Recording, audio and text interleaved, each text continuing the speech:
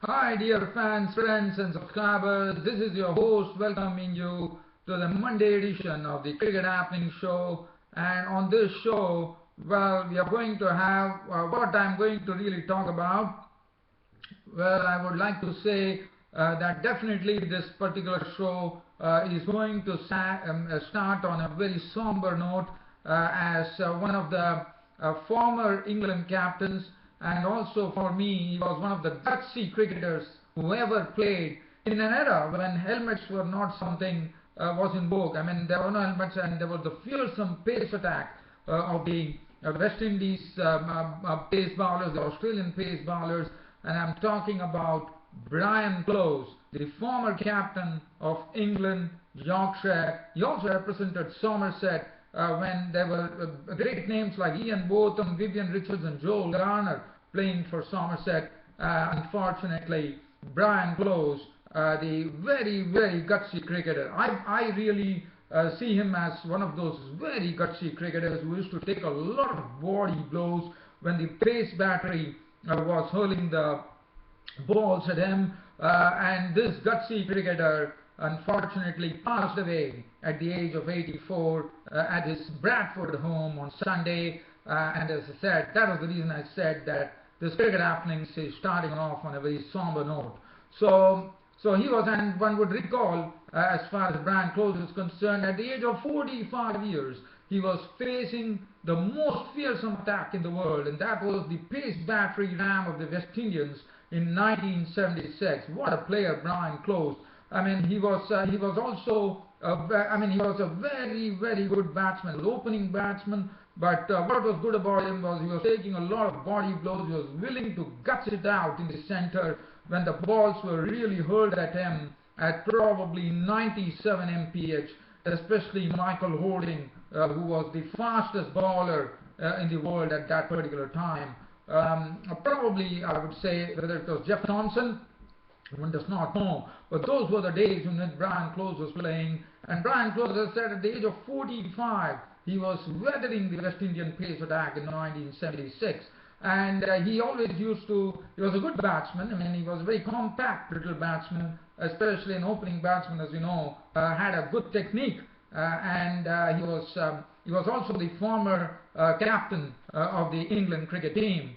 And if you look at his career, he didn't have a lot of test matches. In fact, he was the captain, but he played in a very limited test matches. 22 tests he played. He captained the England side 7 times. He was the captain. In 7 tests he captained them.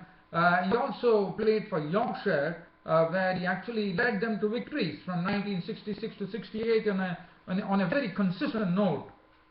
And then we saw he was a very brave batsman, and then he shifted to Somerset, and that was the time he was in the company of a great great players like Ian Botham, Sir Vivian Richards, Joel Garner, the Big Bird, and that was the time. But definitely one would not, as I said, he has not scored a lot of runs. He has captained England, but what was good about him, that I remember in 1976, when Michael Holding and Andy Roberts were peppering him with some real short stuff, how this bloke stood in the middle and faced those real thunderbolts coming from them, and that was wonderful to see. But he scored tons of runs in the English county cricket scene, especially for Yorkshire and Somerset, and I'm told he scored 50 to 100s and he was also a very useful medium pace bowler. He also could bowl a bit of off spin, and he was one of those tough guys.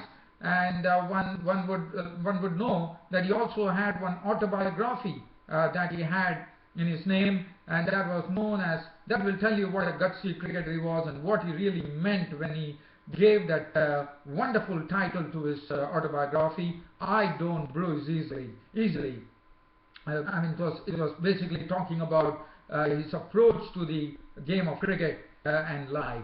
So that is as far as so just paying a tribute to the very gutsy cricketer in yesteryears, Brian Close of England. From here, the news, the other thing, now we are getting on to some real cricket news. and there are two things that I'll be covering. One would be, as you know, the Australians are going to be touring Bangladesh. The team has been announced, so I'm going to have a look at the teams. There are some new faces coming into the Australian mix. They have decided to rest some big names as the tourists against Bangladesh. But I said that Bangladesh can't be taken lightly nowadays, when I've seen that they are also given a real run to even South Africa and India. So one can't take Bangladesh lightly, according to me. And also, as you know, Pakistan are touring Zimbabwe. The team has been announced. I will also have a look at that. But first and foremost, let's have a look at the Australian team that is heading to Bangladesh. They're starting their tour on the end of September on 28th, they're going to play two tests in Chittagong and Dhaka, and this is what it is all about. So the Australian test squad has been announced. Stephen Smith will captain the side. Adam Voges has been made vice captain, but there are some new faces, as I said. There is Cameron Bancroft. Now Cameron Bancroft, for whom he's a new player who has come into the he has done very well in the domestic scene. Just talking about Cameron Bancroft. Now Cameron Bancroft is a very compact little batsman. In fact, he has scored a lot of runs in the English county scene. Just talking about Bancroft here. Bancroft has been very consistent as far as his Australian domestic season has been concerned. He has been scoring a lot of runs. In fact, he's an opening batsman. He had, he was the third Sheffield Shield run scorer last season, and I'm told he's a very compact little batsman who can really stay at the wicket for quite a long time. So he's really one who could really frustrate the opposition, and he has scored tons of runs. So Cameron Bancroft is one who has also played very well in the recent India A tour too. So he's, one remembers that against India A in Chennai, he played one beautiful innings where he made 150, and what is good to see that he's a very good player of spin as well. So definitely one can say that Cameron Bancroft has it in him to really deliver the goods as far as Test cricket is concerned. So he's getting an opportunity here against Bangladesh. Now, the other new face that has come, I'll be talking about that, and then Joe Burns is there, that Patrick Cummins. Now, Andre Fekete. Now, Andre Fekete is another new face which has been inducted into the Australian squad. And as far as Andre Fekete is concerned, Andre Fekete is coming from Western Australia. In fact, even Cameron Bancroft hails from Western Australia. Fekete is basically coming. In fact, Western Australian opener is Cameron Bancroft. It's a Tasmanian fast bowler, Andre Fekete. And if you look at his age, probably one would be a bit surprised, because one would feel that why is he actually coming in at the age of 30? But they say that he has really something in him to deliver. He bowls stump to stump. He bowls a very good line, and he's a pace bowler. He's a Tasmanian pace bowler, and it seems the selectors have been, in fact the national selector Rod Marsh has hinted that he feels that Andre Fekete is, even though one feels that he's 30 years of age, they feel that he has a lot to offer, because he was the second leading wicket taker last summer, it seems, Andre Fekete, and as I said, he's one who really bowls stump to stump. So he could be the one who could be really putting on a very economy type of bowling, and the Australian selectors have been pretty impressed with his bowling, and especially when Australia A toured of India, he has done well too. So, and another good thing about Andre Fekete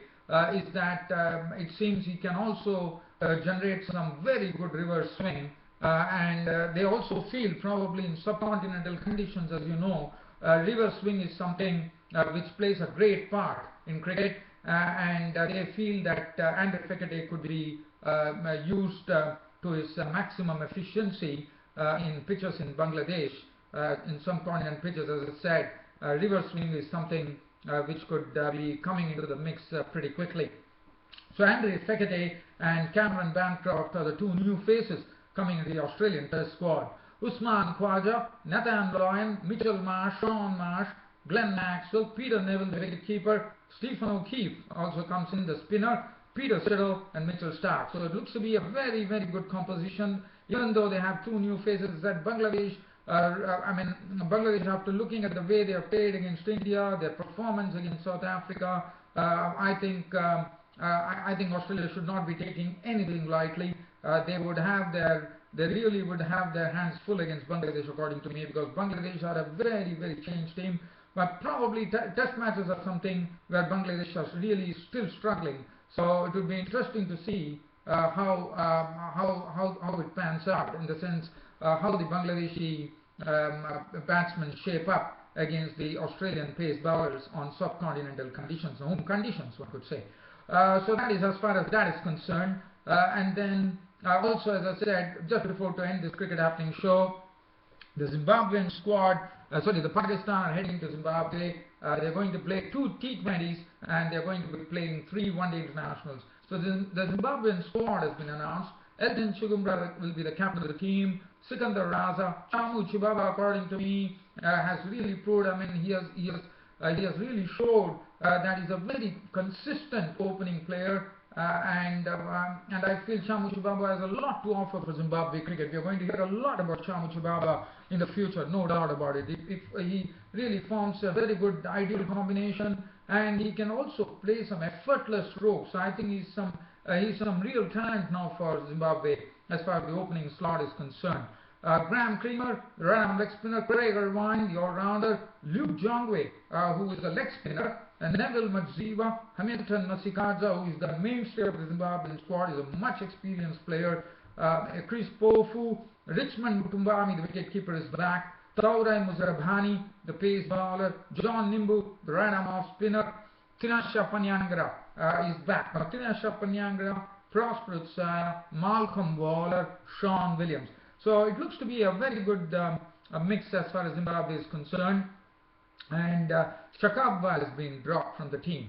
So this is the composition as far as Zimbabwe is concerned. So, well, dear fans, subscribers, I don't think there's anything else that I would be covering on this cricket happening show that really brings an end to this cricket happening show of mine today. I hope you all are loving it and enjoying this cricket show. I'll be back with you folks on this cricket happening show tomorrow. Till such time, I am back. This is goodbye from Host Round Studios. Thank you.